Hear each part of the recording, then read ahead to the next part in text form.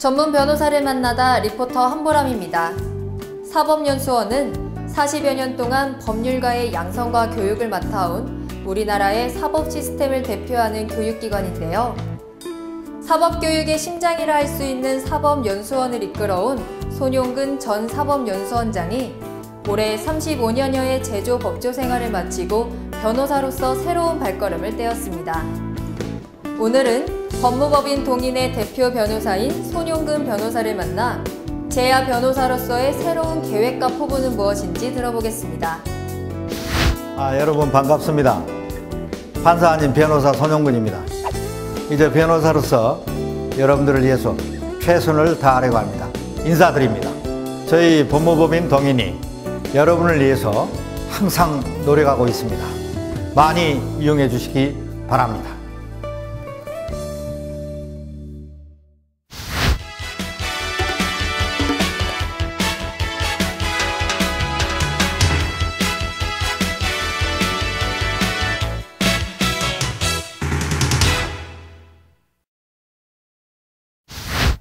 변호사님께서는 공군 법무관부터 사법연수원장까지 35년여간의 제조 법조 생활을 마치시고 올해부터 법무법인 동인의 대표 변호사 겸 한양법학전문대학원의 석좌교수로 활동 중이십니다.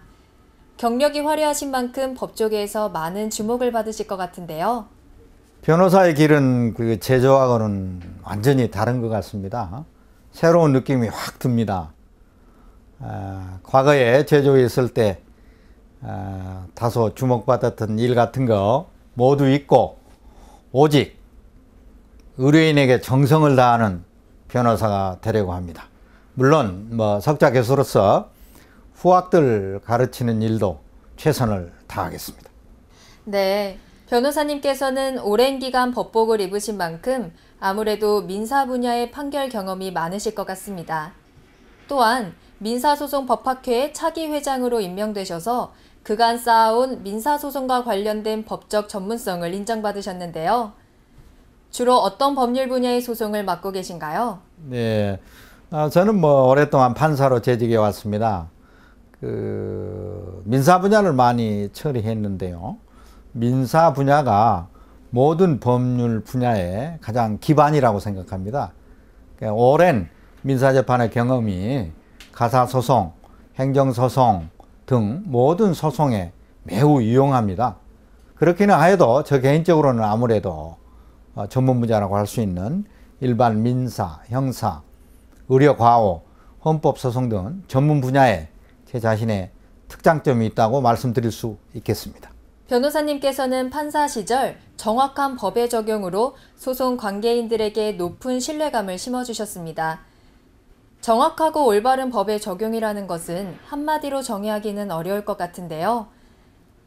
법을 집행하실 때 가장 염두에 두는 점이 있다면 어떤 것인가요?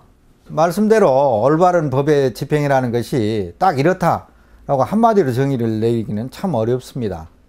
법에 따른 결과가 당사자 어느 한쪽도 만족시키지 못하는 경우도 없다고 할 수 있겠습니다.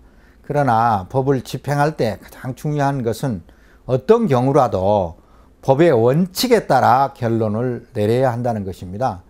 저는 이것을 가장 염두에 두고 법을 적용해 왔다고 감히 말씀드릴 수 있겠습니다. 변호사도 결국은 마찬가지일 것이라고 생각합니다. 변호사님께서 발표하신 수많은 논문 외에도 영문 판례집을 발간하셨고 또 사법부의 지식정보화 사업을 주도하셨기에 국민들에게 양질의 법률 정보를 제공하였다는 평가를 받고 계신데요. 그간 정립해온 법적 체계와 이론들은 변호사로서도 의뢰인들에게 많은 법률 혜택을 제공할 것 같은데요.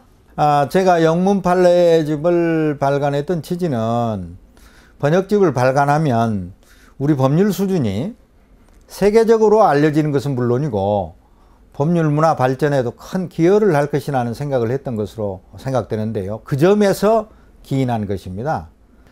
그 이외에 수많은 논문과 저서 또한 법률적 이론에 대한 탐구의 결과물이기는 하지만 법률 문화 향상과 관련이 있습니다.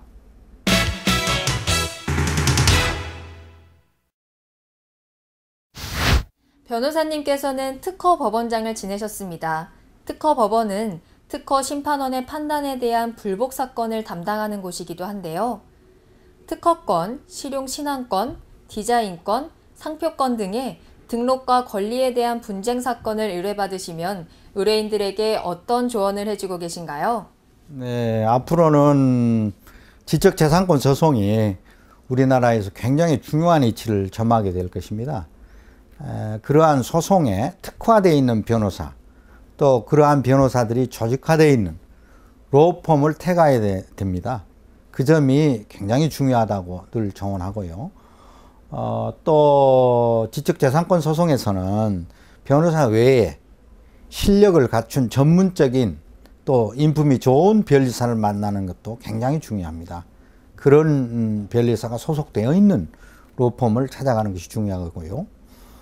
우리 로펌의 경우에는 제가 그런 부분을 좀 특화하려고 지금 노력하고 있습니다. 저희 로펌에 오시면 됩니다. 간단한 얘기로. 네, 변호사님의 전문 분야 중 하나인 의료법 얘기를 빼놓을 수 없을 것 같은데요.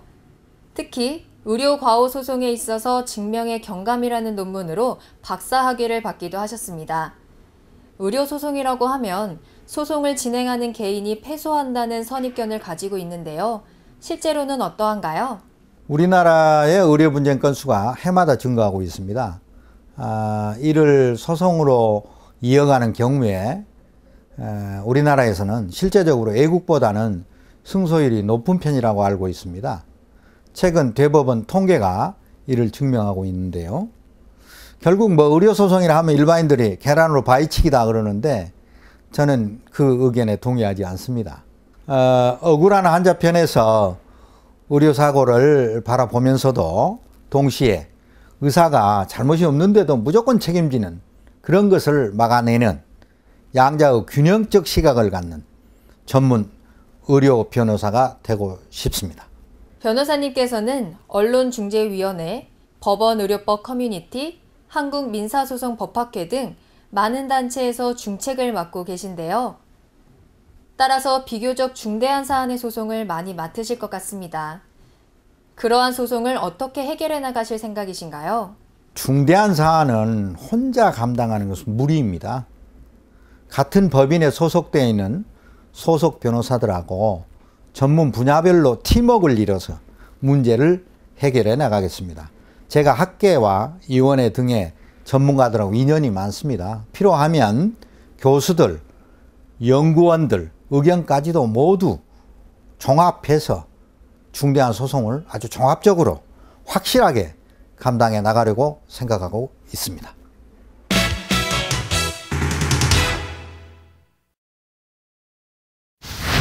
변호사님께서는 긴 공직 생활을 이어오신 만큼 변호사로서의 족적 또한 많은 이들이 주목을 하고 있는데요.